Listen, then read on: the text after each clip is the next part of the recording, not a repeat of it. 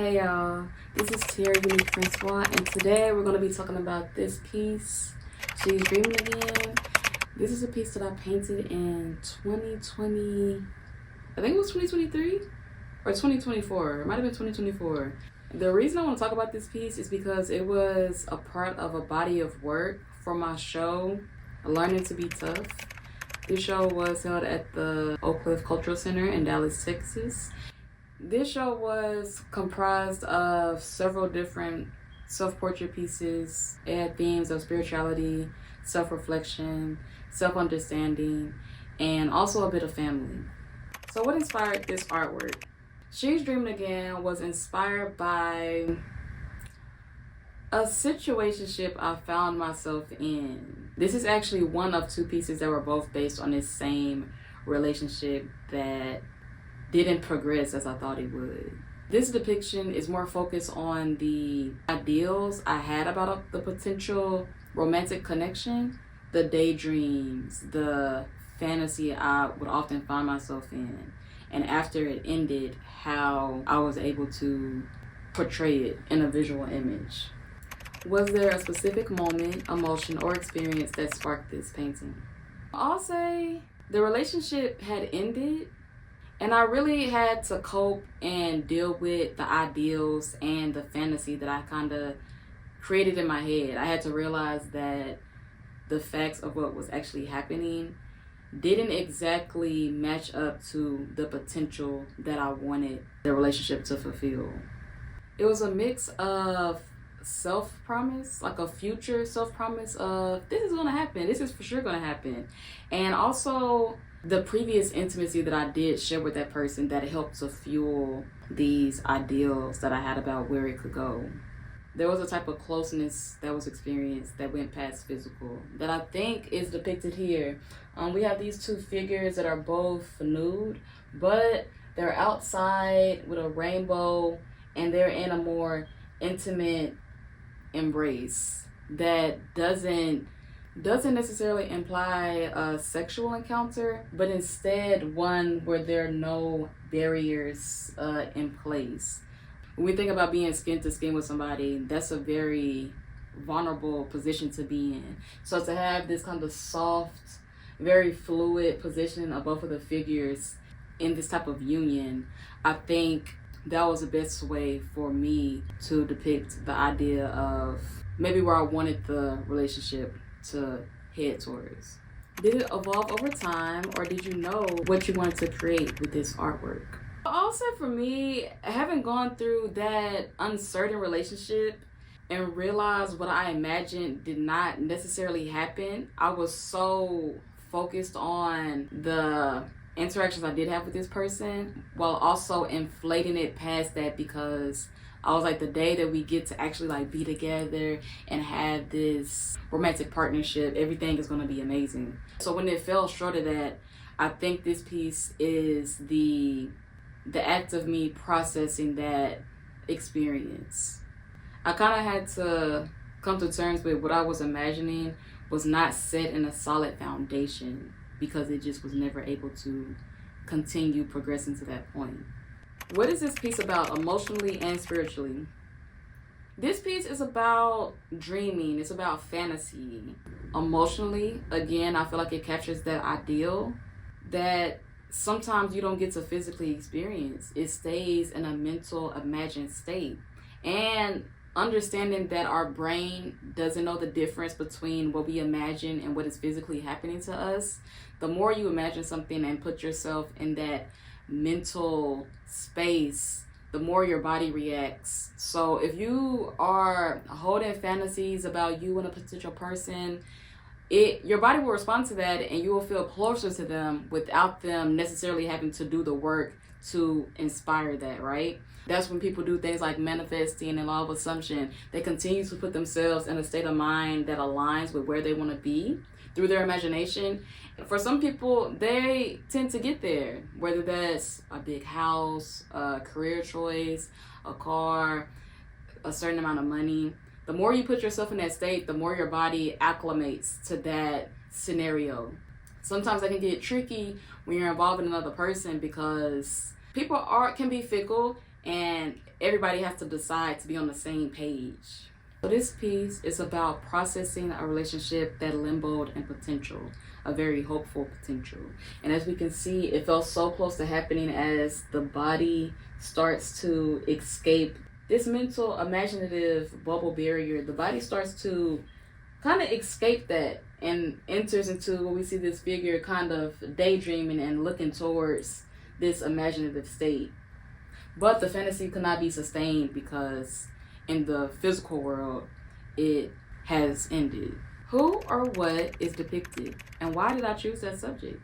So myself, I exist as the dreamer and the dream. And also the person who inspired the dream is included in this scene.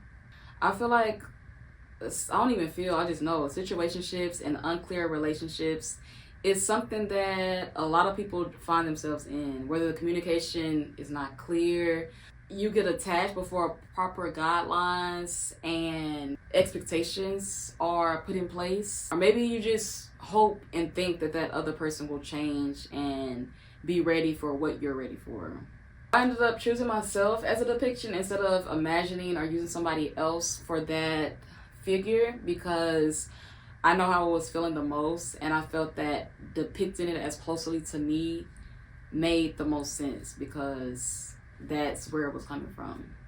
But yeah, like these days there's a lot of undetermined and relationships that kind of float by. They aren't closed off, they aren't committed in a way that's vocal. It's just like, oh, it is what it is. What's understood don't have to be explained. When I think clear communication removes all uncertainty and confusion, but sometimes the other person wants that to be in place so they can kind of move how they desire to move without being held accountable to the degree that they would if you are in a committed relationship. Why did I choose this medium? Acrylic serves as the base. This is painted in acrylic. There also is spray paint. When you see like these gold metallic textures in the back, there's metallic acrylic paint. What I really enjoy about this piece is that you can see a texture being built up. We have oil pastels on these spaces like the hair or even the words "this didn't happen." We have a little bit of India ink on these lines, and India ink has a very smooth and fluid quality. So I like to mix mediums. I feel that it adds such visual interest. We have these rough areas that are more maybe tactical and more of a physical. You can feel a hand doing it a little bit. It has a different type of energy than something that will take a slower application. Like the lines on the hand is very fluid, very smooth. Those visual contrasts, it just adds interest, so you can kind of look at it for longer. It's giving your eyes something to feast on, which I personally enjoy. There's also glitter present, there's these pipe cleaners present, and also rhinestones that are glued on the surface. And again, I feel that it just adds to the visual interest and really makes this piece kind of like a puzzle that starts fitting together and you never get tired of looking at it. One thing I like about this painting is the playful quality. We have subject matter that for a lot of people going through a breakup, whether it's a situationship, an undetermined relationship, an uncertain relationship, or somewhere where you're actually committed together, it's difficult to experience. You experience a lot of sadness, feelings maybe of rejection, the idea of something failing. That's a very sad period for a lot of people. With that being said, I feel like it's contrasted in this piece by the bright colors used, the playful quality of this little bubble shape, the pipe cleaners, the rainbow. It has a lot of playful, fun elements that contrast the more sad subject matter of just a relationship that didn't work. What did this artwork reveal about me at the time that I made it? I think it revealed my thought process on the relationship. It was me really going through and being able to almost transmute the energy I was feeling into a tangible physical object. It's this idea of moving the energy or the thoughts or the sadness out of the body and placing it somewhere that's objects, something that it can exist in outside of you.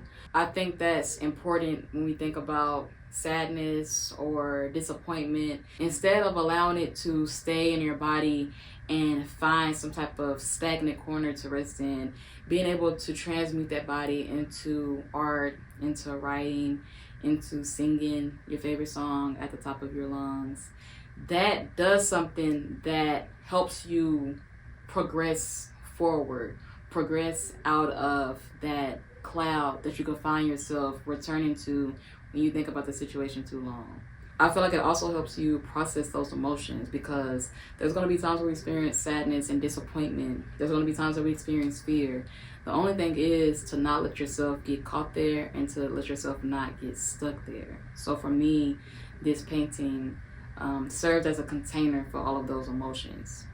I'm happy that I painted this at the time that I painted it, because I imagine painting this piece right now, it wouldn't hit the same, because I'm not there with my emotions currently. This is not something that I feel so intensely. At this time, I was feeling this like viscerally. I was feeling it in my body. I was feeling it in my emotions and my thought processes.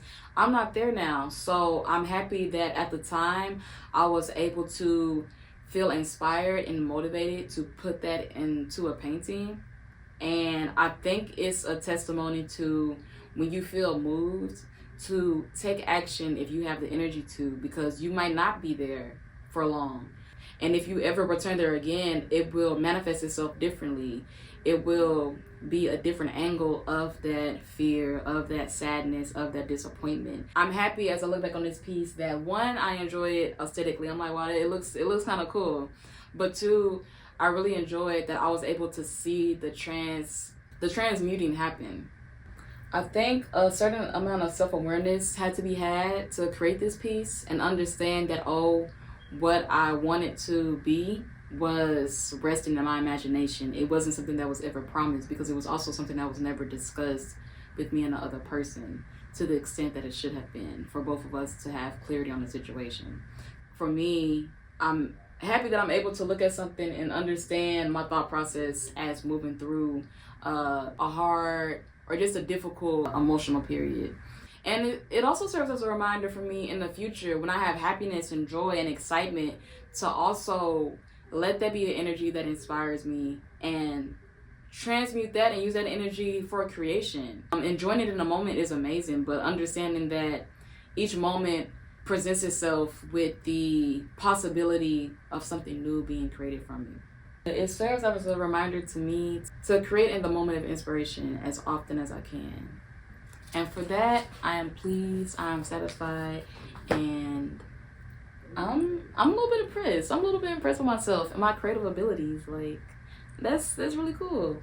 Thank you for listening. What do you get from the piece? If you look at the piece, if you can interpret, what are some things that stand out to you that you can pull from, whether it's your own experience, something else as a bigger picture?